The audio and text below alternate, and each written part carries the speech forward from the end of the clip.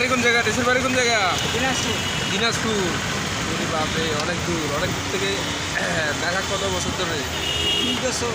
3 বছর? 20 বছর? আয় রে, খাইছে। তাইলে তো ঢাকায় স্থানীয় হয়ে গেছেন নাকি? আপনার দেশের বাড়ি কই মামা? আমাদের দেশের বাড়ি রাঙ্গামাটি। এই তো। গেছেন কোনোদিন? না যাই। জান নাই না? যাক, ভালোই আছেন তো নাকি? হ্যাঁ আলহামদুলিল্লাহ।